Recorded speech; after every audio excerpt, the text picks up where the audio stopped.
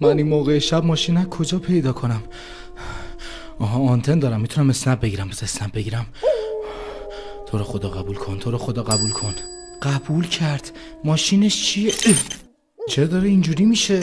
درست شو. وای من کجا بدونم ماشین یارو چی آخه؟ به تو زندگی نداری بغل من هی زوزه میکشی؟ داداش گرگ زوزه میکشه دیگه، ماه کامله چیکار کنم؟ برو اعصاب ندارم، میذارم لهت میکنم. ان شاءالله یه گرگ بیاد دنبالت. دلابو چی هستی؟ یه نور دارم میبینم، فکر کنم یه ماشین داره میاد. خدا کنه خودش باشه. این چه ماشین عجیبیه. یا خدا.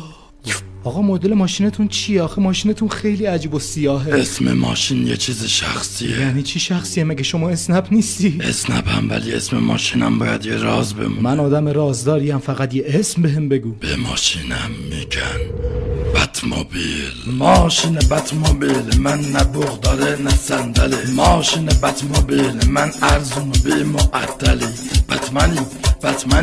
بتمنی دیدم خجالت لت میکشی. وایس من الان فهمیدم ماشینت بوق صندلی نداره. الان داره جدی میگی؟ برو آقا، من الان زنگ میزنم شکایت میکنم اسنپ ازت. داداش ماشین سوپر اسپورت چی داره میگی؟ الو پشتیبانی اسنپ. بابا اون فقط یه آهنگ بود. یا آقای سیاهی اومده ماشینش نه بوق داره نه صندلی. داداش ماشین من لیمیتد ادیشن شوخی بود. لطفا سری ماشینامو جایگزین کن. نکن آقا.